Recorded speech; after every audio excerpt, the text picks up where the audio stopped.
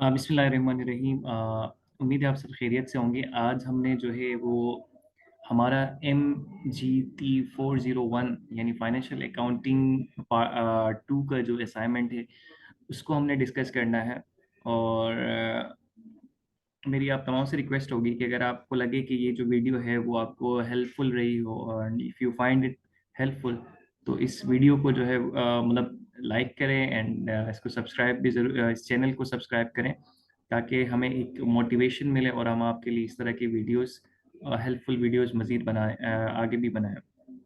So coming to the point कि हमने क्या करना है कि इस असाइनमेंट को आज आपके लिए मैं सॉल्व करने लगा हूँ। तो इस असाइनमेंट को अगर आप देखें ना, इसका जो टॉपिक है वो IS 01 है, जो कि प्रेजेंटेशन ऑफ फाइनेंशियल स्टेटमेंट्स है। अब प्रेजेंटेशन ऑफ फाइनेंशियल स्टेटमेंट्स में हमने आज दो फाइनेंशियल स्टेटमेंट्स के जो हिस्से हैं उसमें से दोनों दो चीज़ों को करना है। एक आपके पास क्या है, स्टेटमेंट ऑफ कॉम्प्रिहेंसिव इनकम या प्रॉफिट एंड लॉस हमने बनाना है।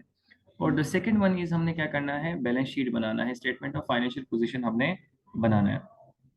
और इसके लिए हमें क्या किया गया हुआ है, एक डेटा दिया हुआ है, एक ट्रायल बैलेंस के फॉर्म में। देखें ये आपके पास क्या है, ये जो मैंने हाईलाइट किया आपके लिए येलो से, ये एक ट्रायल बैलेंस दिया हुआ है स्पार्क लिमिटेड का 31 दिसंबर 2021 का। ये आपके पास क्या है, एक ट्रायल बैलेंस है। ठीक है, इस ट्रायल बैलेंस से हमने क्या करना है, इसकी रिक्वायरमेंट आपके पास है, ये दो चीजें आपके पास इसकी असाइनमेंट है। एक आपके पास क्या करना है, बैलेंस शीट बनाना है। और एक दूसरा आपके पास के पहला आपके पास क्या करना है, profit and loss, statement of profit and loss, जिसको आप स्टेटमेंट ऑफ कॉम्प्रिहेंसिव इनकम कहते हैं वो। और then second one is prepare करना है statement of financial position as at 31 December 2021। ये दोनों चीज हमने इस ट्रायल बैलेंस की मदद से हमने क्या करना है, बनाना है। ठीक है, मैं एक एक चीज को आपके लिए एक्सप्लेन भी करूंगा और साथ ही इनको किस तरह से आपने पुट ऑन करना है एक फॉर्मेट में, और वो भी आपको करके दिखाऊंगा। तो आपको आखिर तक ये वीडियो देखें। और जिसको इस सोल्यूशन की फाइल चाहिए तो वो कमेंट्स में मुझसे पूछ सकता है, इंशाल्लाह मैं उनको शेयर भी कर दूंगा। ठीक है, तो पहला काम आपने क्या करना है कि आपने ये जो एक स्टैंडर्ड फॉर्मेट है IS 1 के हिसाब से, आपने ये लिखना है कि statement of profit and loss for the year ended 31 December 2021। ये एक परंपरा है या एक वो है, क्या कहते हैं कि ये लिखना होता है। और आपके पास ये आपने क्या है, जो प्रॉफिट एंड लॉस होता है ये फॉर द ईयर एंडेड होता है, क्योंकि इसमें जितने भी आपके पास अकाउंट्स होते हैं ना, टेम्परेरी अकाउंट्स इसमें आते हैं। ठीक है, एक आपके पास ये इसमें टेम्परेरी अकाउंट्स आपके पास होते हैं। ये आपके पास क्या होते हैं कि आपके पास हर साल खुलते हैं और हर साल खत्म होते हैं। तो हर साल इनको हमने क्या करना होता है, इन अकाउंट्स को क्लोज करना होता है और इनको आपके पास प्रॉफिट एंड लॉस में लेके आना होता है। इसीलिए ये फॉर द ईयर एंडेड होता है, मतलब हर साल जो अकाउंट्स खुले और बंद हुए उनको यहाँ पे लेके आना होता है। इसमें सबसे पहले अगर आप डेटा को देखें तो आपके पास क्या दिया हुआ है, यहाँ पे सेल दिया हुआ है। सबसे पहले हमको क्या करेंगे, सेल्स को लेंगे। ये जो सेल्स आपके पास दिया हुआ है यहाँ पे 6 लाख की हमारे पास क्या है, सेल्स है। ठीक है, 6 लाख की हमारे पास सेल है, तो हमने यहाँ पे लिखा सेल्स हमारे पास कितनी है, 6 लाख है। इसके बाद हमने क्या करना होता है, सेल में से हमें क्या करना होता है, कॉस्ट ऑफ सेल को क्या करना होता है, माइनस करना होता है। ठीक है, कॉस्ट ऑफ सेल को हमने क्या करना होता है, माइनस करना होता है। जब आप कॉस्ट ऑफ सेल को माइनस करेंगे तो आपके पास ग्रोस प्रॉफिट आएगी। अगर आप यहाँ पे देखें तो आपके पास कॉस्ट ऑफ सेल दी हुई है 25,000 रुपये, ये वाला। ठीक है, ये 25,000 रुपये की आपके पास क्या है, कॉस्ट ऑफ सेल है। तो इसको आपने क्या किया, यहाँ से माइनस करवाया, तो आपके पास क्या आ गई, ये ग्रोस प्रॉफिट आपके पास आ गई। इसको अगर मैं हाईलाइट करूँ आपके लिए, ठीक है, ये हमारे पास क्या आ गई, ग्रोस प्रॉफिट आ गई। यानी कभी भी याद रखना कि आपके पास रेवेन्यू या सेल में से आप क्या करें, कॉस्ट ऑफ सेल को माइनस करेंगे तो आपके पास क्या आ जाएगी, ग्रोस प्रॉफिट आ जाएगी। अब ग्रोस प्रॉफिट में से हमने क्या करना होता है कि हमें जो है वो ऑपरेटिंग एक्सपेंसेस जितने भी होते हैं, जो भी आपके ऑपरेशन के एक्सपेंसेस होते हैं उनको माइनस करेंगे तो हमारे पास क्या आएगी, नेट इनकम आपके पास आएगी, या नेट प्रॉफिट जिसे आप कह सकते हैं, वो आपके पास क्या आ रही होगी, आ रही होगी। तो ये आपके पास क्या है, ऑपरेटिंग एक्सपेंसेस है। इसमें आपके पास क्या होती है, सीक्वेंस आपने रखनी होती है। अ, अच्छा है कि अगर आप क्या करें, सैलरी से आप क्या करें, स्टार्ट करें। अगर आप यहाँ पे देखें, आपके पास ट्रायल बैलेंस को देखें, ये डिफरेंट आपके पास क्या दिए हुए हैं, ऑपरेटिंग एक्सपेंसेस आपको दिए हुए हैं। ठीक है, ये इस तरह वो नहीं हो रहा है। अगर आप देखें, सेलिंग कमीशन आपको दिया हुआ है 2,000 रुपये का, कैरेज आउट जो आपको दिया हुआ है वो आपका एक्सपेंस है 1500, डेप्रिसिएशन आपको दिया हुआ है फॉर द ईयर 4500, सैलरी आपको दी हुई है 10,000, मार्केटिंग एक्सपेंस दी हुई है 9,000, बेड डेट एक्सपेंस दिया हुआ है 4,000, रेंट ऑफिस की रेंट दी हुई है 2,000 रुपये, लीगल एक्सपेंसेस है 7,000 रुपये, रिपेयर एंड मेंटेनेंस 1,700 रुपये दिए गए हैं, इंटरेस्ट एक्सपेंस 200 है, टैक्स एक्सपेंस 3,200, एंड देन आगे आपके पास कुछ आपके पास क्या है, रियल अकाउंट्स दिए हुए हैं, प्रॉपर्टी का, इंटेंजिबल्स है, लॉन्ग टर्म इन्वेस्टमेंट है, कैश है, बैंक है। अच्छा, इनको अभी छोड़े, नीचे वाले जितने भी इनको जिनको मैं हाईलाइट कर रहा हूँ इनको अभी आपके लिए थोड़ी देर के लिए छोड़े, क्योंकि इनको हमने क्या करना है, financial statement of financial position में हमने इनको शो करना है। बाकी हमारे पास ये जितने भी एक्सपेंसेस है इनको हमने क्या करना है, सीक्वेंस वाइज आपके पास क्या करना है, ग्रोस प्रॉफिट में से माइनस करना है। तो मैंने यहाँ क्या है किया, सैलरी से स्टार्ट किया, सैलरी की एक्सपेंस आपको ये ट्रायल बैलेंस में दी हुई है 10,000 रुपये। तो यहाँ पे देखिए 10,000 रुपये आपके पास सैलरी आपके पास दी हुई है, सैलरी एक्सपेंस एम्प्लॉयज की जो सैलरी है वो 10,000 रुपये दी हुई है। इसके बाद आप सीक्वेंस से चलें, इसके बाद हमने क्या लिया, सेलिंग कमीशन दी हुई है, ये सेलिंग कमीशन 2,000 रुपये हमारे पास है, ये माइनस किया। फिर आपके पास क्या है, कैरेज आउट है वो 1,500 माइनस किया।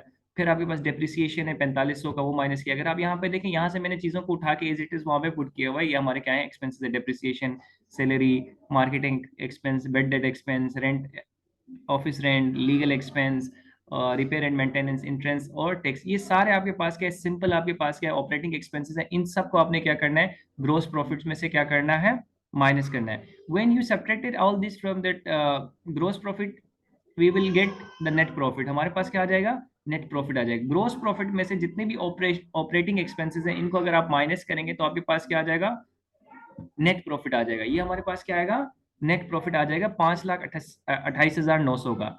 अगर आप ये देखें, आपके पास ग्रोस प्रॉफिट कितना था, 5,75,000 था, और हमारे पास नेट प्रॉफिट आपके पास कितना है, 5,28,900 रुपए है।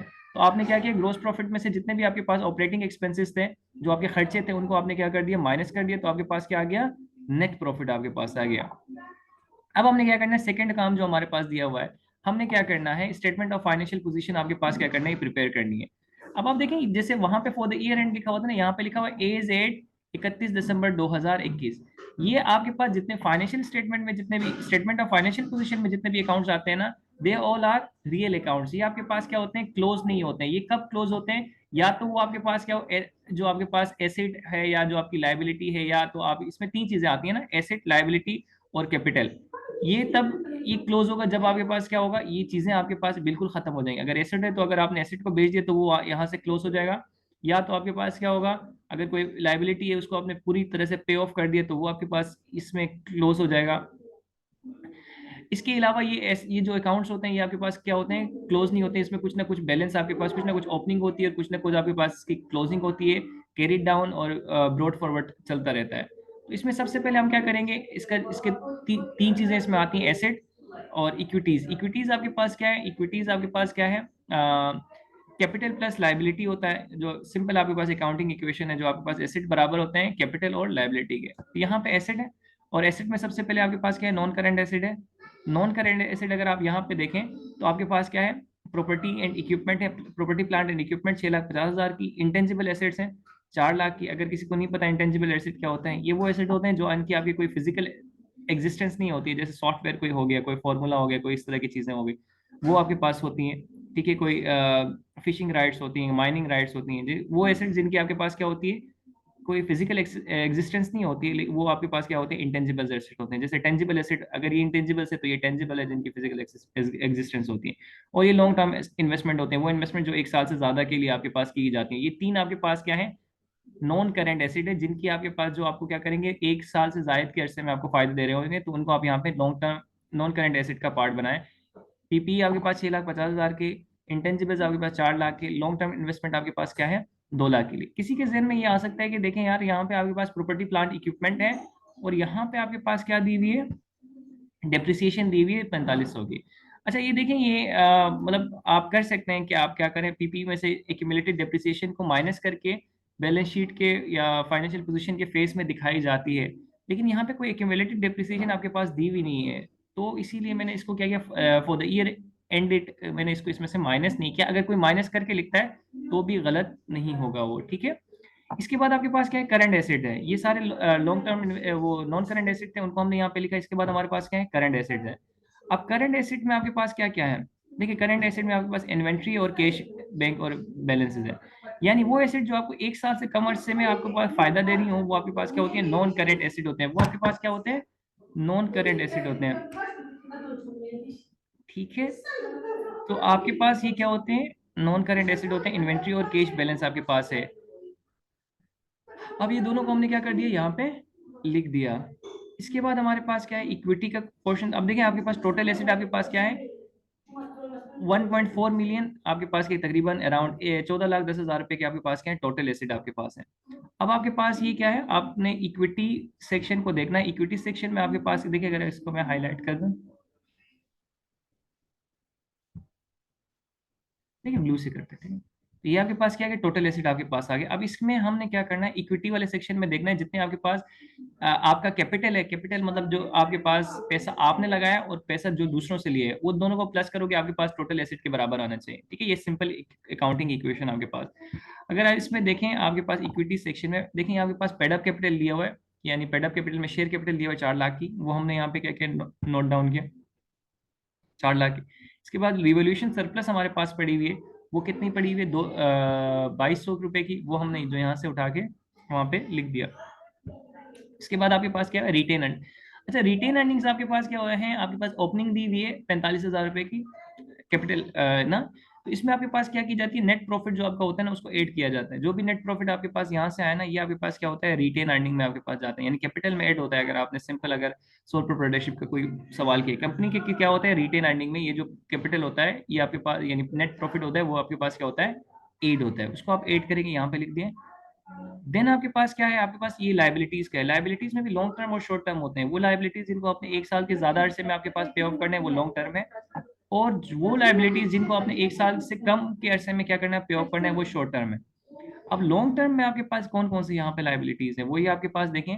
तो आपके पास क्या है लॉन्ग टर्म में, लॉन्ग टर्म लोन जो आपके पास 5,500 है, और डिबेंचर्स। डिबेंचर्स आपके पास क्या होता है, ये भी लॉन्ग टर्म लाइबिलिटी होती है कंपनी के लिए। होता ही है कि कंपनी क्या करती है, बॉन्ड्स इशू करती है, डिबेंचर्स यानी एक पेपर इशू करती है, और इसके ऊपर आपके पास क्या करती है, लोगों से पैसा लेती है, और उसके ऊपर इंटरेस्ट पे कर रही होती है एक साल या 1 साल के ज्यादा अरसे में। ठीक है, वो डिबेंचर्स मैंने यहाँ पे लिखे 4 लाख रुपए।